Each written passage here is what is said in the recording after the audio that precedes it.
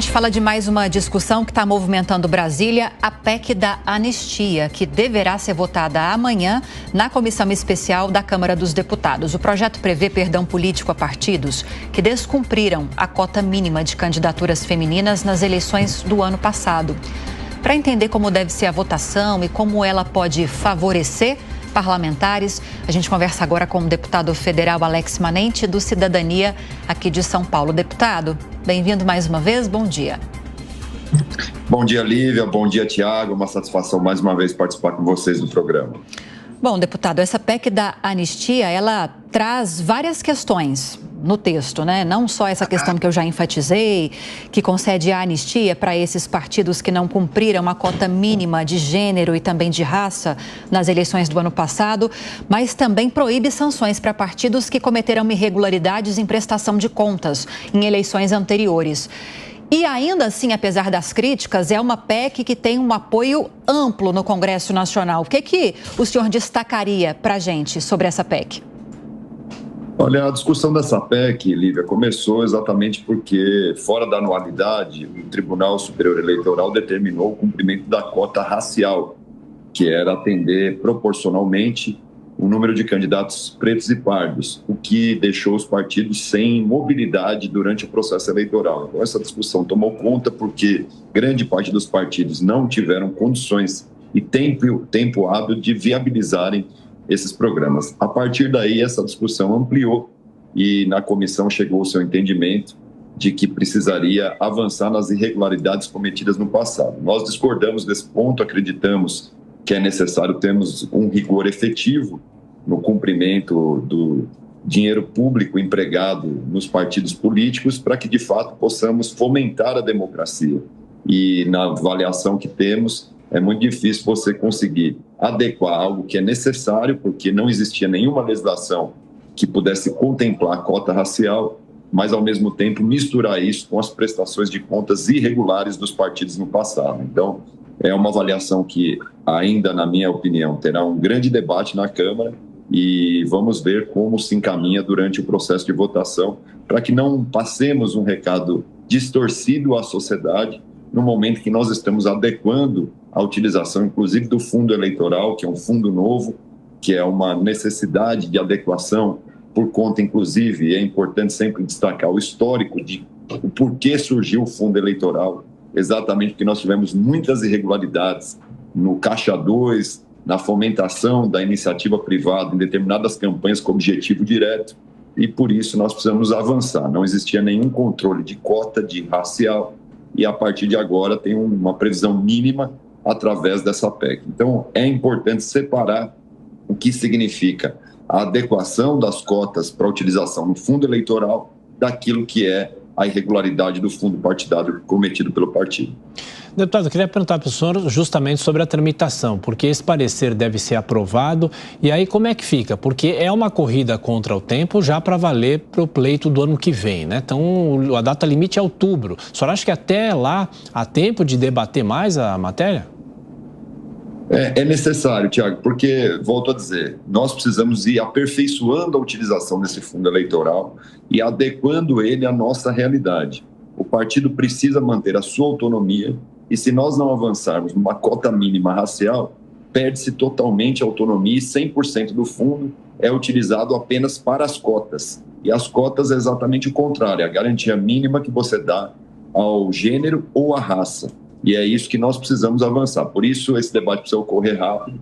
Creio que quando se mistura a utilização do fundo eleitoral e cota mínima com o fundo partidário, pode, de fato, dar discussões que ultrapassem o tempo de outubro, que é o período adequado e legal para a anualidade. Então, eu acredito que precisamos focar na cota, definir o patamar mínimo e não mexer no passado das irregularidades cometidas pelos partidos.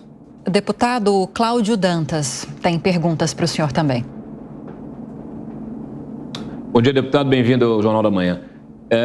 Justamente, esse debate sobre a anistia, me parece que essa anistia engloba todo tipo de crime, desde 2015, crime eleitoral praticado. Aí há uma confusão, né? Porque uma coisa é você não ter tido, vamos dizer assim, tempo hábil, não ter tido um período de transição para a aplicação dessas cotas de gênero. Outra coisa é colocar todas as irregularidades dentro de um pacote só e fazer essa grande anulação. Exatamente, Cláudio. Uma satisfação, bom dia. Eu tenho certeza que quando nós discutirmos a cota mínima, o patamar mínimo das cotas raciais e do gênero, são fundamentais para nós balizarmos o que será o processo de utilização do fundo eleitoral para as próximas eleições. E na medida em que se engloba irregularidades cometidas nas prestações de contas de fundo partidário, que são coisas totalmente distintas, nós, infelizmente, podemos retroceder e anular irregularidades que são insanáveis na nossa avaliação, que precisam ser cumpridas com a sociedade. Por isso é fundamental termos um amplo debate e que a PEC se restrinja apenas à utilização de ter critérios claros e transparentes para a utilização das cotas durante o processo eleitoral, porque esse foi o grande objetivo quando se iniciou essa discussão.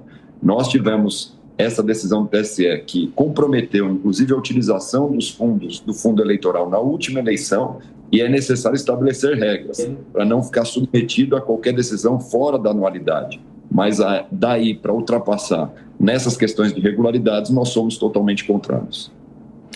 Agora, deputado, muito tem se falado nos últimos dias, com o avanço dessa PEC da anistia, que pelo menos 4 deputados estaduais do Ceará, que foram cassados pelo Tribunal Regional Eleitoral do Estado, justamente por causa de algumas irregularidades na condução dessa cota mínima de mulheres, falando português mais claro, por ter utilizado candidaturas laranjas para avançar nas eleições, que eles possam ser favorecidos por essas regras que poderão eventualmente ser aprovadas pelo Congresso Nacional.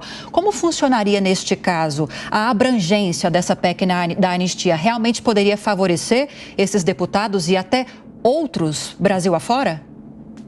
Não, eu creio que não, Lívia, até porque a PEC estabelece uma cota mínima, uma anistia especialmente da utilização das cotas raciais e a adequação da cota feminina, da cota de gênero, porque existe ainda uma discussão que o mínimo é 30%, mas se prevê que se tiver mais de 30% de candidaturas femininas, tem que utilizar a proporcionalidade. Eu acho que essa é a regularidade. Nosso partido, inclusive, cumpriu a cota feminina de maneira adequada e nós acreditamos que isso não precisa ser modificado. E na minha avaliação tem 2 grandes problemas na relação fundo eleitoral, fundo partidário, com a utilização pelos candidatos, que são o combate a candidaturas laranjas, e nessa nossa visão, isso não está sendo anistiado nessa PEC. A candidatura laranja talvez seja o principal vício de origem que nós temos na utilização do fundo eleitoral, assim como nós precisamos combater essas irregularidades que foram cometidas com a utilização de Caixa 2, que é importante dizer que o fundo foi criado para nós limitarmos a utilização do Caixa 2. Então, esses 2 crimes não podem ser anistiados, precisam ser combatidos, porque é a certeza de que nós estamos financiando adequadamente a democracia. E é por isso que eu acredito que não se revê a posição que ocorreu no Ceará. Deputado Cláudio Dantas, mais uma pergunta. Cláudio.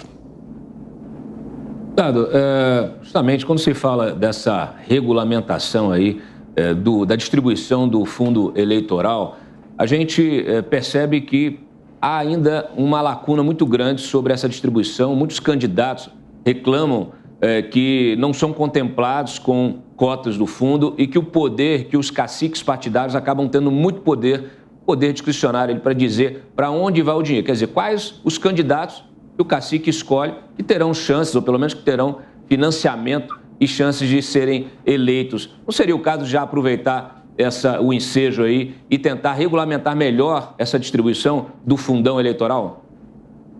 Olha, Cláudio, até é uma evolução que pode ocorrendo, mas na nossa avaliação a autonomia partidária não pode ser ferida. O que nós precisamos garantir são as cotas mínimas, tanto para o gênero quanto para a raça, porque de alguma maneira isso garante uma distribuição equilibrada e, obviamente, a autonomia partidária de investir em determinado candidato é prerrogativa do partido. Isso nós não conseguimos interferir. É óbvio que com a diminuição de partidos que nós estamos assistindo e muito provavelmente aumentará no nosso país com a cláusula de desempenho, serão poucos partidos que concentrarão esse fundo partidária e eleitoral, e óbvio que nós precisamos ir avançando para que estimulem, de fato, candidatos representativos que possam utilizar o fundo de maneira adequada para levar as propostas que geram, de fato, o debate da democracia no nosso país. Mas eu acredito que, se nós aprovarmos a PEC, nós vamos garantir 30% das mulheres, 20% na raça e 50% de autonomia para o partido. Isso significa que a autonomia está garantida e preservada em metade do fundo eleitoral e a outra metade destinada às cotas raciais e de gênero. Ô, deputado, dentro de toda essa discussão de mini-reforma eleitoral para o ano que vem, há essa polêmica em relação às candidaturas ou os mandatos coletivos de parlamentares. Aqui em São Paulo a gente já viu isso na Assembleia, na Câmara Municipal, mas ao que tudo indica isso pode acabar. O senhor é favorável a isso ou não? Olha, é uma discussão, como nós falamos, é um avanço da democracia. As candidaturas coletivas têm que ter um objetivo e um apelo de amplo sentido, e não apenas de você montar um gabinete, uma assessoria e ter uma candidatura já preservando os cargos dentro de um mandato.